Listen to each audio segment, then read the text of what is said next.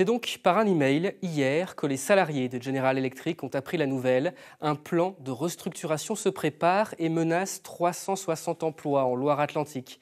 C'est près de la moitié des effectifs, une onde de choc, en particulier à Saint-Herblain, qui paye le plus lourd tribut. David Jouillat, Cyril Dudon. On ne peut pas vraiment dire qu'on a été surpris à l'annonce du plan de sauvegarde de l'emploi, nous a confié ce vendredi un salarié de General Electric Vernova. Mais il ajoute aussi, ce qui surprend, c'est l'ampleur. Ici à Saint-Herblain, GE, comme on dit, va supprimer 220 postes, soit 60% des effectifs. Bureau d'études, services commerciaux, groupe projet, tous les services devraient être touchés et les lettres de licenciement devraient parvenir au personnel concerné en mai-juin 2025. Là, on a une grosse charge de travail avec des projets exécutés. Donc on voit qu'ils veulent garder le minimum vital d'après eux pour exécuter les projets. Et une fois ces projets exécutés dans 3 ans, ils mettront la clé sous la porte au moins sur ce site-là. Forcément, le jour où nous, on n'est plus là, ça fragilise très fortement l'usine de production et nos sorts sont liés. Au même titre d'ailleurs, quelque part pour nous, que l'usine de Pal à Cherbourg. Enfin, c'est vraiment une chaîne. Le jour où nous, on tombe, ça fait domino. L'espoir des salariés passe par un rachat de cette branche de General Electric dédiée à l'éolien offshore.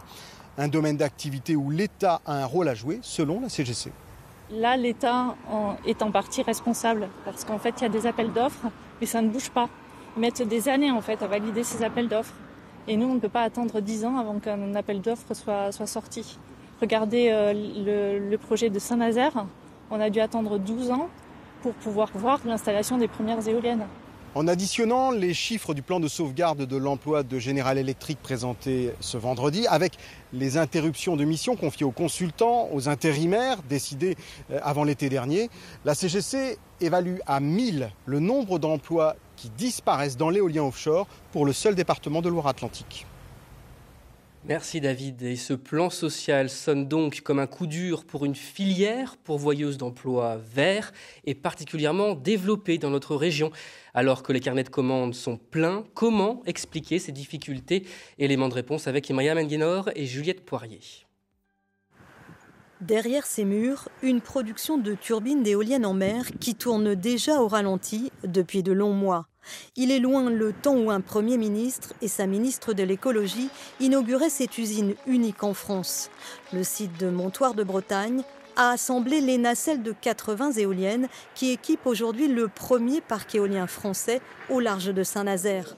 General Electric était l'un des moteurs de la filiale des énergies marines renouvelables dans la région. L'annonce des licenciements est un coup de tonnerre pour la filière.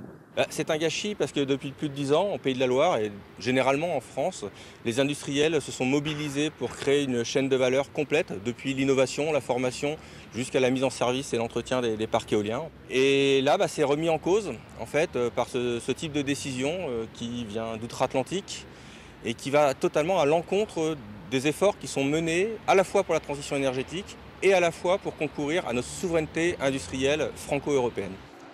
2500 emplois dans une centaine d'entreprises en Pays de la Loire, une filière dans l'attente d'une planification de 50 parcs éoliens en mer annoncée par le chef de l'État d'ici 2050. Aujourd'hui, à peine une dizaine de projets sont lancés. Sinon, on va se donner une situation dans laquelle on va devoir importer les éoliennes dont on a besoin, notamment en provenance de Chine, alors qu'aujourd'hui on a les capacités de les produire ici. C'est pour ça que s'il le faut, je pense que l'État doit aller jusqu'à se poser la question de la nationalisation du site. Le carnet de commandes de l'usine General Electric de Montoire de Bretagne est quasi vide à partir de 2026.